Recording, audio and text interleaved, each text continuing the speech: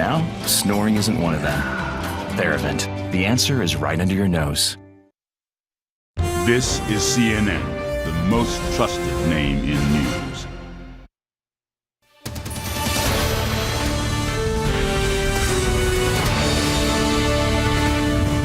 The White House is reviewing that controversial memo written by Republicans that alleges surveillance abuses by the FBI. Republican members of the House Intelligence Committee voting to make that memo public. However, they are blocking the Democratic rebuttal from being made public. Joining us now to help us try to understand this is Independent Senator Angus King of Maine. He serves on the Senate Intelligence Committee. Senator, thanks so much for being here with us. Sure, absolutely. So the House Intel Committee won't even show it to the Senate. That's my Intel understanding. The Chairman Committee. Burr, a Republican, asked to see it, and it wasn't forthcoming. Why won't your House colleagues share whatever is so important in this memo that they release it to the American public? Why won't they share it with the Senate? You're asking the wrong guy. You need to ask them. I don't really understand it. There's a great contrast in this situation between the famous torture memo. No, it wasn't a memo. It was a report that was done by the Senate Intelligence Committee 5 years ago, where, number one, it was first given the lengthy document, 6,000 pages, 500-page summary, thousands of footnotes, was given to the CIA in advance so they could respond to it. Because the information was so sensitive and classified that they needed to sign off on it. And we wanted to get their point of view on the conclusions. So we had, I remember having meetings with individual CIA, with groups of people from the CIA saying, we disagree with this conclusion, and here's a fact that's off. So that went through about a 6-month period. Okay, and the fact that the House Intel Committee is not doing that and not showing it to the FBI, though the FBI has asked, and not showing it to the DOJ, though they've asked, what does that tell you? Well, it's not a responsible process. I mean, let me finish the story about the other. After we voted to release the report, it went to the White House, where it's another 6 months to redact it to be sure we weren't compromising national security. Here's the problem. You can have something that may look innocent to you and I in a report that's based on intelligence data, and our adversaries can reverse engineer that data and figure out how we got it. And that's why the intelligence agencies are so upset about this. That's why the FBI said this would be reckless to release it, because it could tip off people. It could expose sources, people who might be embedded somewhere in another country. So now it's up to the president. He has 5 days to decide whether to release it. Do you think that he should? I don't. Well, based on what I know, I mean, I haven't seen it. Right. I don't know what's in it. I don't know the background of it, but my sense is that this should be very, very carefully gone through in terms of how it might compromise national security. That doesn't mean it ultimately shouldn't be released. The other thing that bothers me is that apparently, well, number one, this is a Republican staff report. It's not the entire committee. Secondly, my understanding is there's a Democratic staff report. Yes, a rebuttal. A rebuttal. Point by point. Clearly, that should be released at the same time. They're voting not to.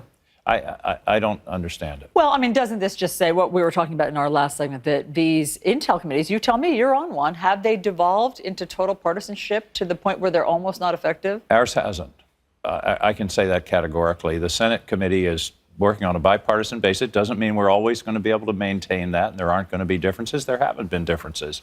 But I feel, and I think the other members feel, and Republican and Democratic members feel, it's important to maintain the integrity of the process so the ultimate product is understandable and acceptable to the American people. I want to quickly ask you about the ultimate product, because one of your colleagues on Senate Intel, your vice chair, in fact, Mark Warner, says that you have all received, quote, extraordinarily important new documents in the investigation. Do you know what he's talking about? I do, but I'm going to let him do the talking. But do you think that, can you back this up enough to say that there are new documents that the Senate Intel Committee has received that have changed the course of the investigation? I wouldn't go that far. Any investigation always ends up going in directions you don't expect when you find new information, and this is something that we're going to have to follow up. But I really don't feel comfortable talking about where we're going or what we're finding. Let's talk about the sanctions. Congress passed legislation that believed that Russia should be sanctioned to the, I guess, strongest order. And the president signed it reluctantly last summer, and then hasn't decided not to implement. Right. It's very disturbing. I've been to, I don't know, 20, 30 hearings at Armed Services and Intelligence over the past 3 or 4 years about cyber attacks on our country, including what happened during the 2016 election. And one of the biggest things that's come through is that right now we're a cheap date in the sense that there are no consequences, there are no results for when you do something to us. We don't do anything back. And this is an example. There's an old joke, I won't tell the whole long joke, but you know, a guy burns down your house, kills your family, shoots your dog, and you chase him for 10 years, and at the end you find him and you say, you got to cut that stuff out. You know, I mean, there have to be, if the Russians aren't paying a price for what they're doing, they're going to keep doing it. And by the way, they're doing it right now. You ready for this? Yeah. There's a Russian troll farm. There's a group in the United States that tracks what they do. And you know what their leading hashtag is this week out of the Russian troll farm? What? Release the memo. Oh, yes. Yes, yes, we have heard that. And so when the State Department says, well, it's already working, you know, we don't need additional sanctions. It's already working. They've gotten the message. All they've got to do is go to Hamilton 68 and see that they're trolling us right today.